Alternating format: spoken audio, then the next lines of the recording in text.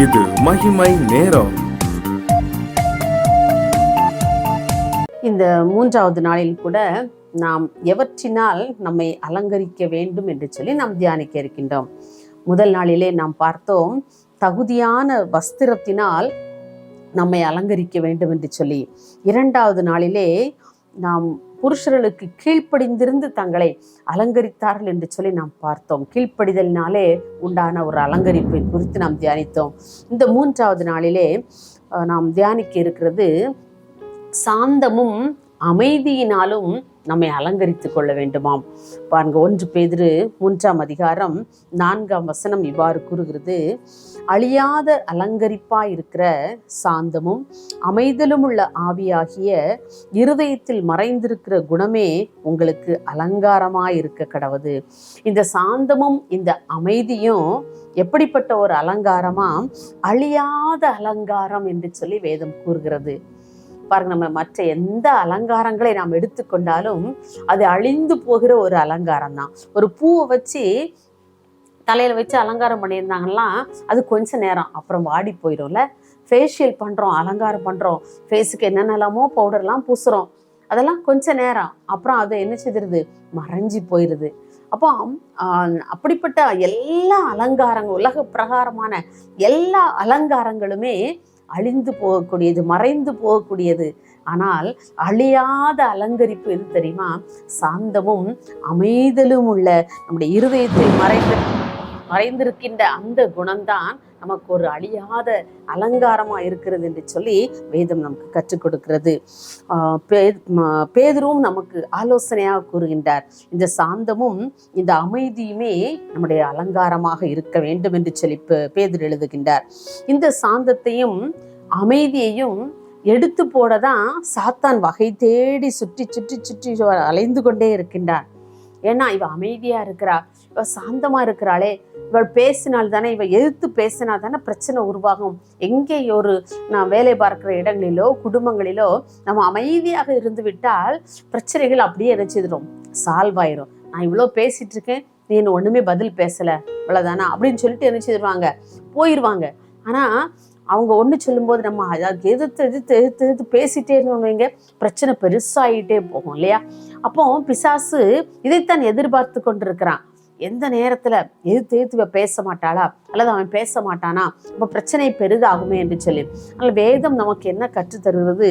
சாந்தமும் அமைதலுமாக இருக்க வேண்டும் என்று சொல்லி. அது நமக்கு ஒரு அலங்காரமாக இருக்கின்றது. நாம் கோபமாக பேசுவதற்கும் மற்றவர்களோடு சண்டையிடவும் பல சந்தர்ப்ப சூழ்நிலைகளை சாத்தான் உருவாக்கி கொண்டே இருக்கிறான், உருவாக்கி கொடுத்துட்றான். நம்முடைய குடும்பத்தில் ஆனாலும் சரி, பணிபுரிகின்ற இடங்களில் ஆனாலும் சரி, நம்முடைய நண்பர்களுக்கு இடையே, குடும்ப உறவுகளுக்கு இடையே பல பிரச்சனைகளை உருவாக்கி கொண்டே கொடுத்து கொண்டே இருக்கிறான். எப்படியாவது அவனை மாற்றி விடணும், அவளை மாற்றி விட்டுறணும் அப்படிங்கிற ஒரு எண்ணத்திலே என்ன செய்யறான்? அப்படி வகை தேடி சுற்றி திரிகிறான். ஆனா அவற்றிலெல்லாம் நாம் எப்படி நடந்து கொள்கிறோம் என்று இயேசு பார்த்து கொண்டே இருக்கிறார். அவளுடைய உள்ளத்திலே, அவனுடைய உள்ளத்திலே அந்த அமைதியும் சாந்தமும் என்ற அலங்காரம் இருக்கிறதா என்று சொல்லி ஆண்டவர் நம்மை உற்று நோக்கி கொண்டே இருக்கின்றார். நாம் யோபு குறித்து பார்க்கும்போது, யோபுவின் நண்பர்கள் தூரத்துல அவன் வரும்போதே அவனை பார்த்து அழுகுறாங்க, அவ்வளோ வேதனைப்படுறாங்க. அப்படி தங்களுடைய வஸ்திரங்களை எல்லாம் கிழித்து கொள்றாங்க. அவனுடைய நிலையை கண்டு சத்தமிட்டு அழுது தங்களுடைய வஸ்திரங்களை எல்லாம் கிழித்து கொள்றாங்க. அதுக்கப்புறம் பார்த்தீங்கன்னா யோபுவையே குறை கூறுறாங்க. ஆனாலும் கூட யோபு அவங்களுக்கு எந்த வார்த்தையுமே சொல்ல விருப்பப்படலை, அவங்க மேல கடிந்து கொள்ள விருப்பப்படலை. அப்படியே சாந்தமும் அமைதியுமாக யோபு இருக்கிறார். அவள் பிரதியுத்தரம் சொல்லும் போது கடினமான வார்த்தைகளை யூஸ் பண்ணவே இல்லை. ஆண்டவரிடத்துல பேசுறார், ஆண்டவரே எனக்கு இப்படியெல்லாம் நிந்தனைகள் அவமானங்கள் ஏற்பட்டு விட்டதே என்று சொல்லி. ஆனால் தன்னுடைய நண்பர்களை அவர் கடிந்து கொள்ளவே இல்லை. அதே போல நாம் ஏசாயா 53ஆம் அதிகாரம் 7ஆம் வசனத்திலே வாசிக்கிறோம், இயேசுவும் கூட எப்படி அமைதலாக இருந்தாராம், மயிர் கத்தரிக்கிறவனுக்கு முன்பாக சத்தமிடாதிருக்கிற ஆட்டை போலவும் அவர் தம்முடைய வாயை திறவாதிருந்தார். பாருங்க, ஒரு ஆட்டுக்குட்டியை கொண்டு விட்டு அதுக்கு முடியெல்லாம் கட் பண்ணி எடுக்கிறாங்கன்னு வச்சுக்கோங்க, ஸ்வெட்டர் தயாரிக்கிறதுக்கோ உள்ளன் தயாரிக்கிறதுக்கோ அந்த ஆட்டுக்குட்டியை மயிரெல்லாம் கட் பண்ணுறாங்கன்னு வச்சுக்கோங்க. அப்போ அந்த ஆடு அமைதியாக இருக்கும், கத்த முடியாது, எல்லாம் கட்டி வச்சிருப்பாங்க இல்லையா? அப்போ அதே போல நம்முடைய சாமியும் அவரை அடிக்கும் போதும் அவரை குத்தும் போதும் அவர் மீது உமிழும் போதும் கூட ஆண்டவர் சப்தமிடாது இருக்கிற ஒரு ஆட்டை போல அமைதியாக தம்முடைய வாயை திறவாது இருந்தார். பிதா பார்த்துடுங்க, அவரை பல பாடுகளுக்கு உட்படுத்தி இருந்தாலும் கூட, அனுமதித்த போதும் கூட இந்த சாந்தமும் அமைதியாகவும் இருந்ததை பார்க்கிறோம். இன்றைக்கு நம்முடைய வாழ்க்கையில இந்த சாந்தமும் அமைதியும் நம்ம இடத்துல இருக்கிறதா? நம்முடைய வாழ்விலும் நம்மை குறித்து மற்றவர்கள் இப்படி சாட்சி கொடுக்க இயலுமா? யோபுவை போல பொறுமையா இருக்க முடியுமா? இயேசு கிறிஸ்துவை போல சாந்தமும் அமைதியுமாக அவளை என்ன சொன்னாலும் ஒண்ணுமே சொல்ல மாட்டாப்பா, பொறுத்து போயிடுவா.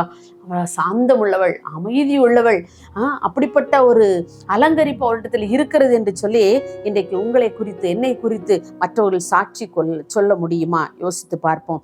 இன்னைக்கு நம்ம பார்க்கும்போது அவள் சாந்த குணமுள்ளவள், அவன் சாந்த குணமுள்ளவன், அவன் அமைதி உள்ளவன், அவள் அமைதி உள்ளவள் என்று சொல்லி நம்மை குறித்து சாட்சி கொடுக்க முடியுமா?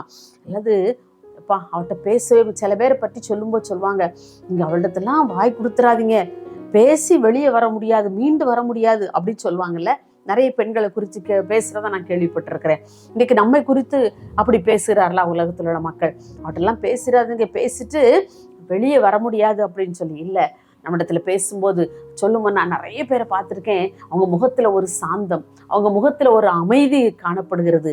ஏன்? ஆண்டவருடைய பிள்ளையாக வாழும் பொழுது மாத்திரமே இந்த சாந்தமும் அமைதியும் ஆண்டவர் இருதயத்திலே மறைந்திருக்கிற அந்த குணம்தான் அவர்களுக்கு அலங்காரமா இருக்கிறது. அவை நம்முடைய வாழ்க்கையிலே சாந்தமும் அமைதியும் நமக்கு அலங்காரமா இருக்க கர்த்தர் நமக்கு உதவி செய்வாராக. நாம் ஆண்டவருடைய சமூகத்துல கேட்போம், ஆண்டவரே எனக்கு இந்த சாந்தமும் அமைதியும் ஒருவேளை இதுவரைக்கும் நமக்கு இல்லாமல் இருக்கலாம். ஏதாவது ஒருத்தர் ஏதாவது சொல்லும் போது நான் படபடான்னு பேசிடுறேன்ப்பா.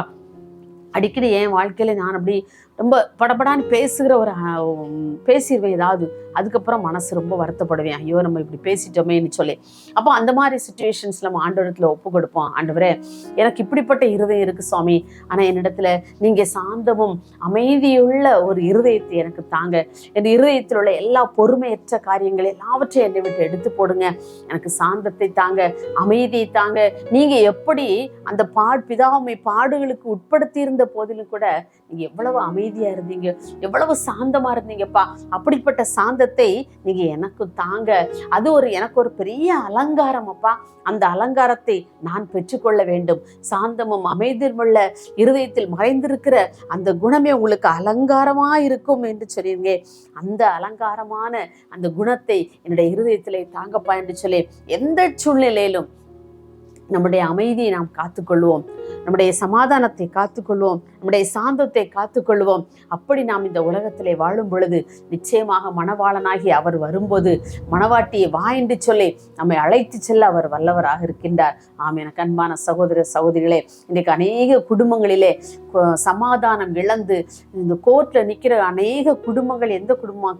கிறிஸ்தவ மதத்தை சார்ந்த அநேகர் தான் டிவோர்ஸ் பண்றதுக்கு ரெடியா இருக்கிறாங்களாம். பாருங்க, ஒரு தகவல் அப்படித்தான் சொல்லுது. மற்ற மதத்தை விட கிறிஸ்தவ மதத்திலே அநேக தான் டிவோர்ஸ் என்ன செய்யறாங்க, வாங்குறாங்கன்னு சொல்லி. எவ்வளவு வேதனைக்குரிய ஒரு காரியம் இல்லையா?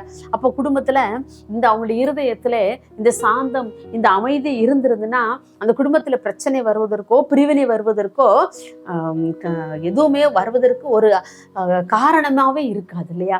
அப்படிப்பட்ட சூழ்நிலைகளை நம்ம ஆண்டவரிடத்துல கேட்போம். இயேசுப்பா, என்னுடைய இருதயத்திலே அந்த அமைதியும் அந்த சாந்தமும் என்னுடைய இருதயத்துல இருக்கும் பொழுது, அந்த அலங்காரம் எனக்குள் இருக்கும் பொழுது என்னுடைய குடும்பம் சந்தோஷமாக வாழும். என்னாலே இந்த குடும்பங்களிலே படுகிற வேதனைகள் எவ்வளவு என்று சொல்லி நம்மை நாமே சிந்தித்து பார்த்து, ஆண்டவரே அந்த அழியாத அலங்கரிப்பா இருக்கிற அந்த சாந்தத்தையும் அமைதியும் நீங்க எனக்கு தாங்கப்பா. நான் அதை ஒரு ஆடையை போல இந்த வாழ்க்கையை நான் அணிந்து கொள்ளட்டும் என்று சொல்லி ஆண்டவருடைய கரத்திலே அதிகாலையில் அமர்ந்திருந்து கேளுங்க. ஆண்டவர் அந்த நாளுக்குரிய சாந்தத்தினாலும் அந்த நாளுக்குரிய அமைதியினாலும் உங்களை நிரப்புவார். என் வாழ்க்கையில் நான் அப்படித்தான் சில வேளையில அந்த நாளுக்குரிய ஒருவேளை சாயங்காலமோ மத்தியானமோ சில பிரச்சனைகளை நான் ஃபேஸ் பண்ண வேண்டி இருக்கும். ஆண்டவர் அதிகாலையிலே என்னை அதிகமான அப்படி அமைதியினால நிரப்புவார். அப்படின்னு எந்த ஜெபமும் இல்லாதபடி அப்படியே நான் அமர்ந்திருப்பேன், அப்படியே அமைதியோடு இருப்பேன். அப்போ ஏன் ஆண்டவரேன்னு சொல்லி எனக்கு தெரியாது. அப்போ ஜெபம் முடிஞ்சதுக்கு அப்புறம் அந்த மத்தியானம் வரக்கூடிய அந்த சூழ்நிலைகள் அல்லது ஈவினிங் வரக்கூடிய அந்த பிரச்சனையில நான் அமைதியோடு இருக்க ஆண்டவர் எனக்கு உதவி செய்து வருகிறார். எனக்கு அன்பானவர்களே, நம்முடைய வாழ்க்கையிலே அந்த அமைதியும் சாந்தத்தையும் இந்த அலங்காரத்தை நாம் பெற்றுக்கொள்ள ஆண்டவர் இன்றைக்கு நம்மோடு கூட இடைப்படுகிறார். நாம் அவருடைய சமூகத்தில் நம்ம அதை கேட்போமா? எங்களை நேசிக்கிற அன்புலே சாமி, இந்த அருமையான இந்த 3ஆம் நாளின் காலை வேளைக்காக உமக்கு நன்றி செலுத்துகிறோம்ப்பா. நாங்கள் ஒவ்வொரு நாளும் எதுதான் எங்களுடைய அலங்காரம், ஒருவேளை இது நாள் வரையில் நாங்கள் இதெல்லாம் எங்களுடைய அலங்காரமா என்று சொல்லி நாங்கள் நினைத்திருக்கலாம்ப்பா. ஆனால் இன்றைக்கு எங்களோடு கூட நீங்கள் பேசுறீங்க சாமி. அந்த அமைதியும் சாந்தமும் உள்ள இருதயத்தில் மறைந்திருக்கிற அந்த குணமே உங்களுக்கு அலங்காரமா இருக்க கடவுள் என்று சொன்னீங்களே. அப்படிப்பட்ட அலங்காரத்தை என்னுடைய வாழ்க்கையில் நாங்கள் பெற்றுக்கொள்ள, அது எங்களுக்கு அலங்கரிப்பாய் இருப்பதற்கு ஆண்டவரே, நீ குடும்பத்துல பெண்களாகி ஒவ்வொருவருக்கும் இந்த சாந்தத்தையும் அமைதியும் கர்த்தர் நீங்க கொடுக்கும்படியா ஜெபிக்கிறோம் ஐயா. அநேக குடும்பங்கள் பல பிரச்சனைகளினாலே ஆண்டவரே, பெண்களுடைய அநேக படபடப்பான பேச்சினாலே அப்பா, நேரு குற்றப்படுத்துகிற காரியங்களினாலே எவ்வளவு பிரச்சனைகள், எவ்வளவு பிரிவினைகள் அப்பா. அப்படிப்பட்ட ஒவ்வொரு குடும்பங்களையும் நாங்கள் இந்த காலை வேளையில நினைக்கிறோம். ஒவ்வொரு குடும்பத்திலும் சாந்தமும் அமைதியும் நிலவ கர்த்தர் நீங்க கிருபை தரும்படியா ஜெபிக்கிறோம். அப்படியே தந்து பிள்ளைகளை வழிநடத்துகிறதற்காக உமக்கு நன்றி. இயேசுவின் நாமத்தில் பிதாவே, ஆமேன்.